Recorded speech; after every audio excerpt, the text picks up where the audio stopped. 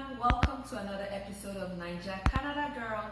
And as I always say, if it's your first time watching, my name is Neka and I'm a Nigerian living in Canada, and I choose to share my experiences on life as a new immigrant here and just basically share tips on how to settle, how to survive, some information that could help you save more money, make more money, and like they always say, knowledge is power. So today I'm going to be talking about how you can make some money here in Canada. And I'm not talking about money from working in a job or doing a side gig, how you can actually make some money from just being a permanent resident or a citizen here in Canada from the government. And before I start, I'd like to put out some disclaimers. I'd like to let you know that I do not work for the Canadian government. I'm just sharing my experiences. I also share experiences of friends, and I just put everything all together to come up with useful information and tips for you. So are you ready? Let's go. So here in Canada, information is power. You could go on living life here and not know some of the things you're entitled to, while some other persons or people who have enough information on how to tap into the government or how to tap into those resources already available for you would be living the life, okay? So here are some things I recently discovered. Well, not recently discovered, but I can say I got my share of the cake. And I thought it would be nice to share with you, just in case you're already a permanent resident here and you do not know these are some of the things you can benefit from being a Canadian permanent resident, okay? So there are three main ways.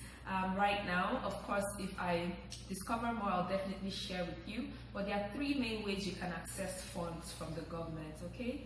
So the first one I'll be talking about is OSAP. And not to worry, I'm going to put the links to some of these things on my description box, so that after now, if you decide to go along and go ahead and try and get from this benefit, you know just exactly how to go about it, and also check for more information about it, okay? So the first one I'll be talking about is OSAP. What is OSAP? So OSAP is a provincial funding. So like I say, I shared my experiences, and I live in Ontario, okay? So if you do not live in Ontario, I'm sure you can also go and research and see what benefits your own province has, okay? So like I was saying, I'll start with OSAP. So OSAP is a provincial funding from the government of Ontario for people who might need help in going to school. So the thing is, when you come here, you might decide, oh, you know what, I want to go to school, I want to take another course, I want to learn something else, or I want to even change my career path, and then you decide to go to school. And first of all, you already have reduced fees for being a permanent resident. You're no longer paying as an international student. But even above that, you can also still benefit from OSAP. So OSAP is a provincial funding for education by the government of Ontario. So it could either be a loan. So if you take an OSAP loan, they give you a loan, and then when you're done with school, you pay monthly over a period of years. Or it could be a grant. So if it's a grant, you don't have to pay back. It could just be a scholarship as well. So a scholarship, just like a grant, you don't have to pay back. But the difference between a scholarship and a grant is, for the grant, it might just be a percentage of your tuition. So it might be a course you're trying to take, and they decide to pay for half of it. Or it might be that they're going to pay for all of it, but it really depends, okay? And there are many factors that determine how much you get in funding, or even determine if the course you're trying to take is eligible for funding. So I'm also going to put a link in my description box on how you can research more and find out about this.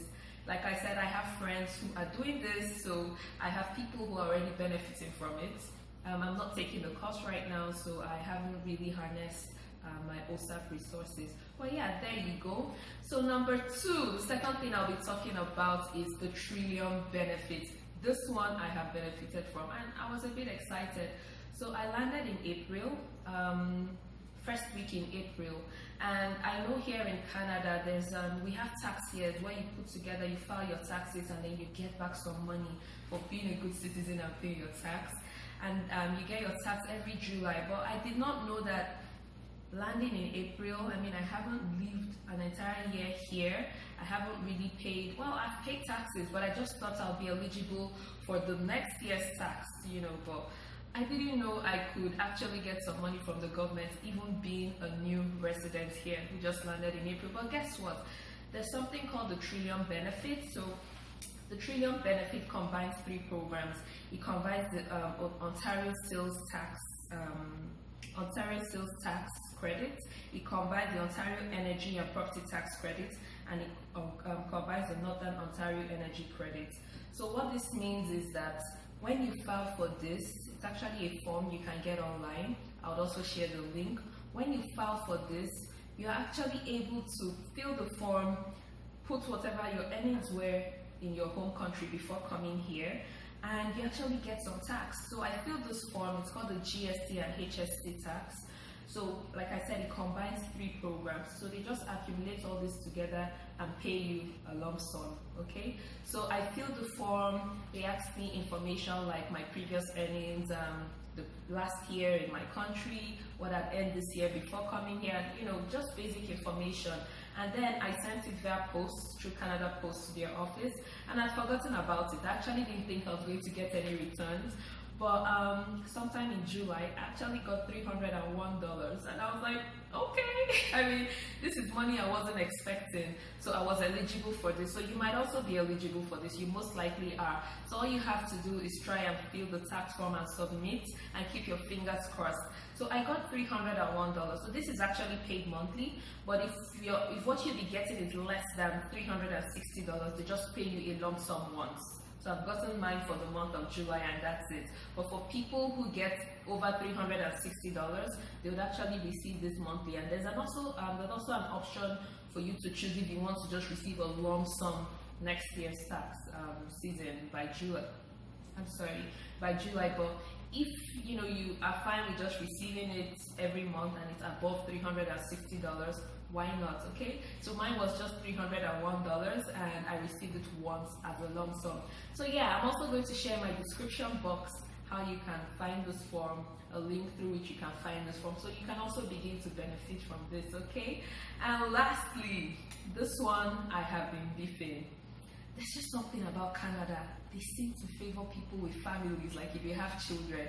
So yes, there's the child care benefit, and with the Ontario Child Benefit, you're able to get money just for having children here. So the money is supposed to help with their upkeep, and this is regardless of whether you work or you don't work. It just might vary. Of course, if you earn more, they might feel they have this equity system here where they try to help people with less income. So if you have less income, definitely you're going to be getting more than someone with more income. But regardless of whether you're working or not, you will get something, and they give you money for each child you have, okay? And the highest number you can actually receive is $1,403. This is the maximum per child. This is some money, so you can be sure you're going to receive some money, but the maximum is $1,403 Canadian dollars, and this will be paid per child. So if you're a new resident here in Canada, a new permanent resident or a citizen, and you haven't been taking advantage of your Ontario Child Care benefits, I think you should do so now. I would also put a link in the description box on how you can also learn more about it and read more about it and apply, okay? So yes, people, we make money as Canadians. So yes, these are some benefits I thought to share with you, and I will be sure to share more information, especially on how to make money when I find more. But in the meantime, just go ahead and explore these I've mentioned if you're yet to. Remember to click the subscribe button if you haven't. And remember, disclaimer, I do not work for the Canadian government. I just share my experiences and hope it helps you too. By the way, do you like my new haircut? Don't be shocked, it's still me. That would be a topic for another day, but yes, I went for the big chop and decided to chop my hair and just boosted it a bit by giving it a color. We'll discuss that on some other topic. But in the meantime, I hope this has been very helpful to you. Start making money from the government. Information is power here. Join WhatsApp groups, join Nairaland groups. Just make sure you're well informed, because I belong to a WhatsApp group where I get a lot of this information. The people on this group are really wonderful. So when you're in a group of other people going through the same process as you, it's very unlikely you'd miss information, okay? So thank you again for watching. Until my next video, do have a wonderful weekend. Bye.